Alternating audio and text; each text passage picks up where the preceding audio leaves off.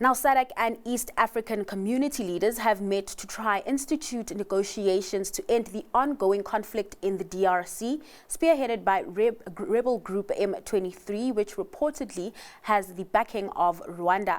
Calls to end the conflict, however, have fallen on deaf ears. Jervin Naidoo, political analyst at Oxford Economics Africa, joins us to unpack what's at play in the region. Jervin, thanks so much for your time today. Now, this is a long-standing conflict that's been going on dating back to the 90s. Just take us through the brief history and the factors that have fueled the conflict.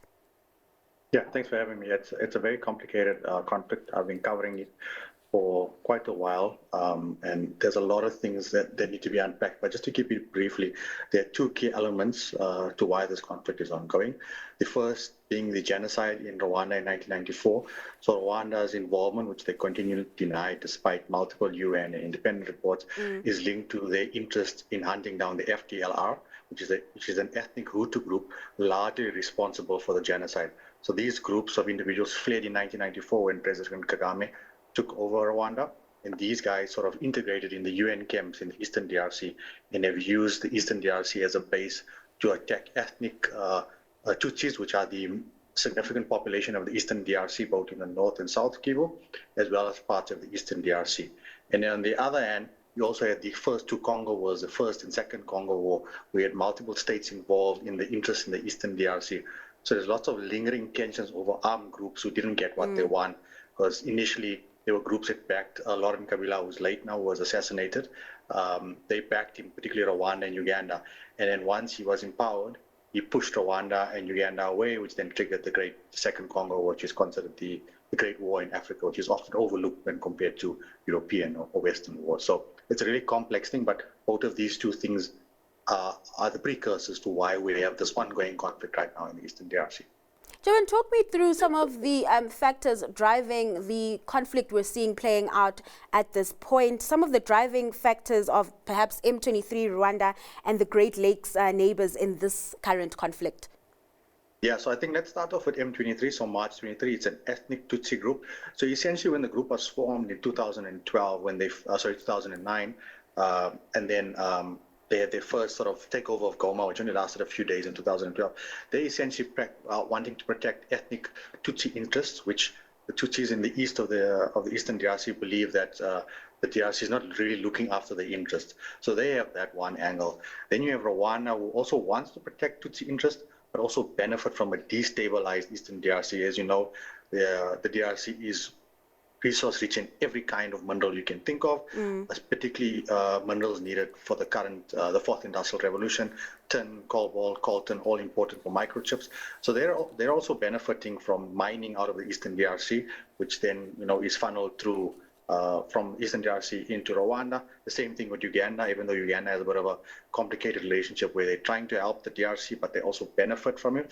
So you have those interests. And then you have Burundi in the south, who do not also get along well with Rwanda. They believe Rwanda is also backing another ethnic Tutsi group called Red Tabara, which tried to overthrow the government in 2015.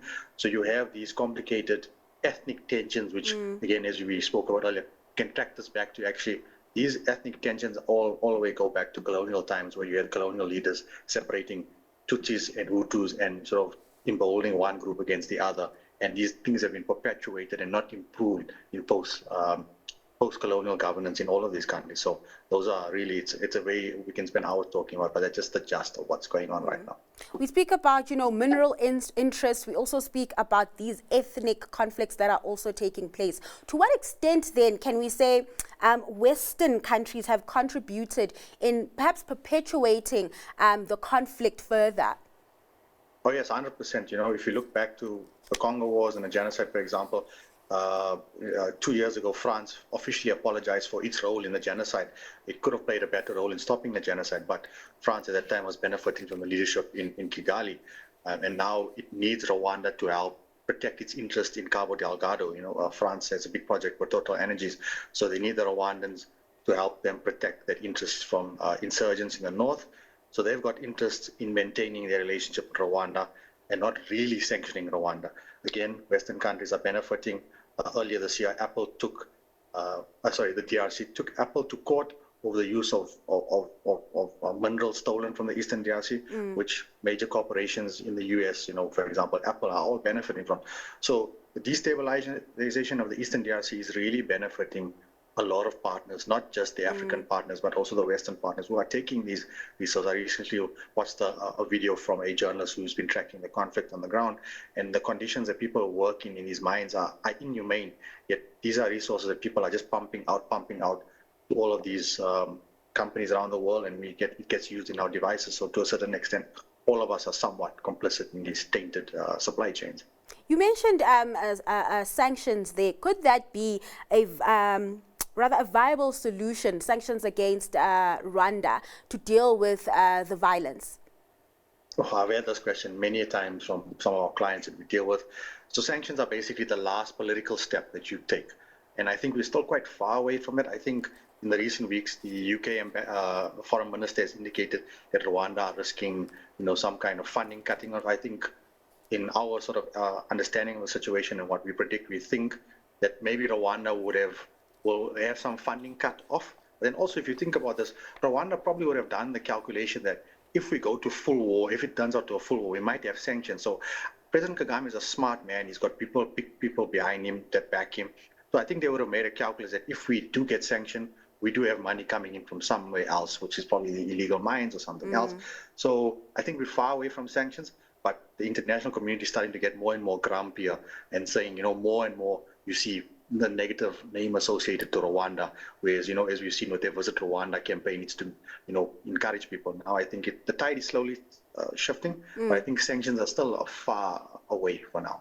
Jervin, before I let you go, over the past few weeks, we've seen a rift between Presidents Ramaphosa and Kagame. Do you think this may impact, the SADC's efforts to address the DRC conflict, or somewhat blind us from the real issues that are taking place there as focus shifts to the tit-for-tat by the presidents? Yeah, I know that was quite funny last weekend. I must say this weekend, the two of them at the EAC and joint SADC summit, they just sort of looked at each other and sort of, that kind of thing. But SADC on its own, I don't think can solve the problem, because as it's probably well documented, your viewers would have seen, the South African SADC and the SADC troops are not that well equipped to deal with this, and we need to work with the EAC. So I think that little sort of tit for tat between the two, I think that's just sort of the regional dynamics. Also, Rwanda sort of pushing to move beyond being a sort of a small power on the continent. They're really starting to push above their weight, per se, in terms of the size of the country, maybe challenging South Africa's hegemony. But I don't necessarily think it's going to affect the dynamics, because the summit this weekend showed that there's some serious political will in trying to find a solution. It's the first time that President Tshisekedi and Kagame, even though Tshisekedi was virtually there, they were in the same room. So I think there'll be some progress, but you're going to get this little tit-for-tat between leaders, and there's all these allegations, unconfirmed that you've seen on social media. President Ramaphosa has some interest in the Eastern DRC, which are totally bollocks at this point in time, nothing to confirm. But I don't think it's really going to affect relations directly. I just think it's part of a big, part of the diplomacy of the process. Let's call it that. All right, let's leave it there. Thanks so much for your time and just sharing insights on the conflict currently ongoing in the Eastern DRC. That was Jervin Naidoo, political analyst at Oxford Economics Africa.